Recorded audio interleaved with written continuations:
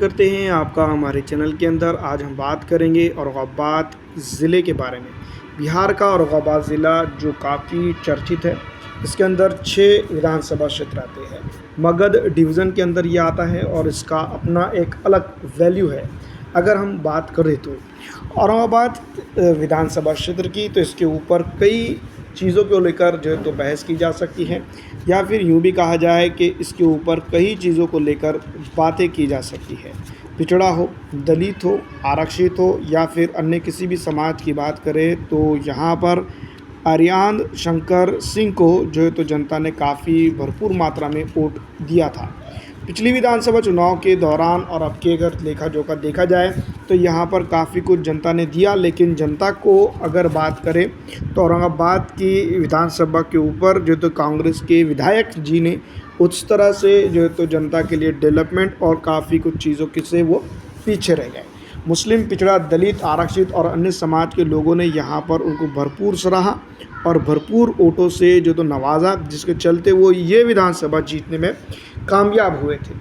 लेकिन जनता की उम्मीदों पे, जनता के लिए काम करने की लालसा में वो पीछे रहे और वो नाउम्मीदी जनता के सामने निकल कर सामने आई। इसी तरह से मैं आपको बता दूं कि यहाँ पर इस बार भी कई एक चीज़ों को लेकर अटकलें लगाई जा रही हैं कि कौन किसे जो है तो यहाँ पर वोट करेगा। फिलहाल दोस्तों, जिस तरह के माहौल है, जिस तरह की चीज़ें यहाँ पर निकल कर सामने आ रही हैं, उन तमाम तर चीज़ों को अगर देखा जाए, समझा जाए, तो इस बार विधानसभा चुनाव भारतीय राष्ट्रीय कांग्रेस पार्टी के लिए काफ़ी मुश्किलों भरा सफ़र साबित हो सकता है। वही अगर हम बात करें पिछड़ा, दलित, आरक्षित, मुस्लिम समाज की, जिस तरह से जिन्होंने कुर्था के अंदर जो चीज़ें की हैं, उन तमाम तर चीज़ों के साथ यहाँ पर जनता त्राहिम त्राहिम करते हुए ज़रूर नज़र आती है। ये तमाम तर चीज़ें हैं जो भारतीय राष्ट्रीय कांग्रेस पार्टी की एक रणनीति और एक तरह से देखा जाए तो उनकी दोगली राजनीति का सीधा जागता सबूत भी लेकर सामने खड़े होती है।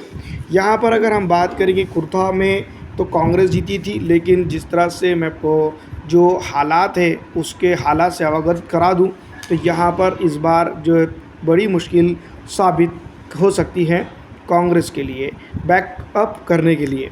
दूसरी तरफ कई एक जगह ऐसी ज़रूर है बिहार के अंदर जहाँ पर कांग्रेस जो है तो वापसी कर रही है या फिर नए झंडे और झंडे गाड़ रही हैं, लेकिन इस विधानसभा क्षेत्र के ऊपर काफ़ी मुश्किलों भरा सफ़र साबित हो सकता है।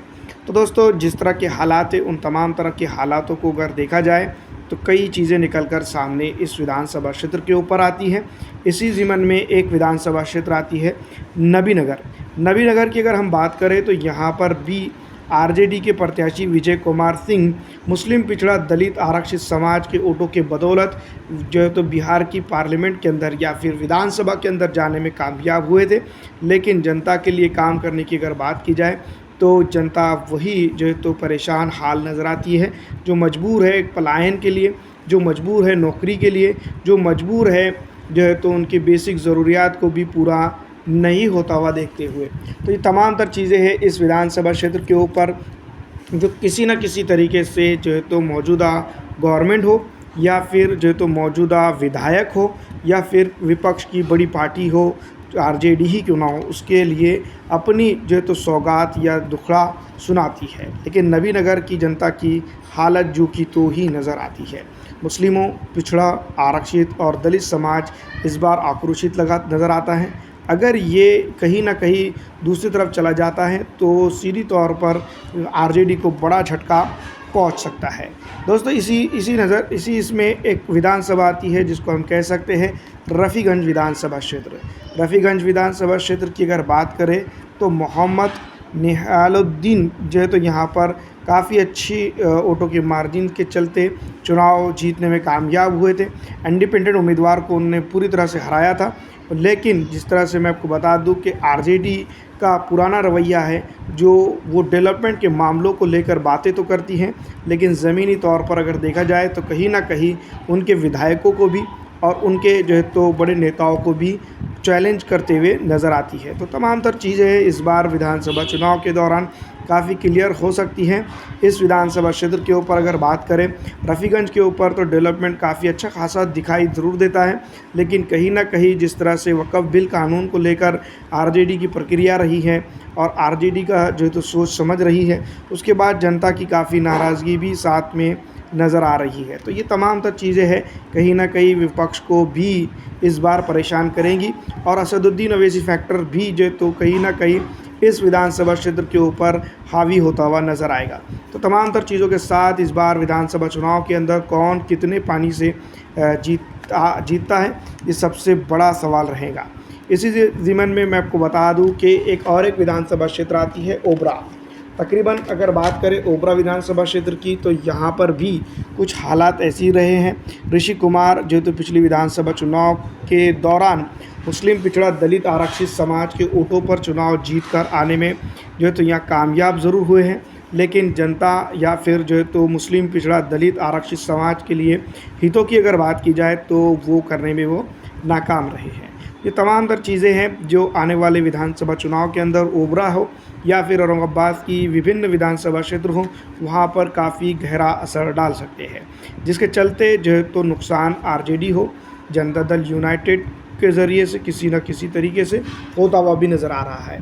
लेकिन वहीं अगर हम बात करें वक़्फ़ बिल कानून की, तो वक़्फ़ बिल कानून के चलते यहाँ पर जो है तो कहीं ना कहीं एक बेनिफिट तो ज़रूर मिलेगा आरजेडी को, लेकिन वहीं अगर ऑल इंडिया मजलिस इत्तेहादुल मुस्लिमीन अपना प्रत्याशी उतार देती हैं तो यहाँ पर सीधा नुकसान जो है तो आरजेडी को हो सकता है। तमाम तर चीज़ें हैं जो इस विधानसभा क्षेत्र के ऊपर सीधा हावी होते हुए नज़र आ रही हैं और यही चीज़ जो है तो जनता चाह रही है। इस बार विधानसभा चुनाव के अंदर जिस तरह से पिछली दफ़ा ठगी हुई है, उसको जनता रिकवर करते हुए दिखाई देगी। इसी ज़मीन में एक विधानसभा क्षेत्र आती है औरंगाबाद की गोह विधानसभा क्षेत्र। गोह विधानसभा क्षेत्र की अगर हम बात करें तो इस विधानसभा क्षेत्र के ऊपर भी उसी तरह के हालात तकरीबन दिखाई दे रहे हैं, जिस तरह से जो है तो जनता अपने आप को ठगा हुआ महसूस कर रही है।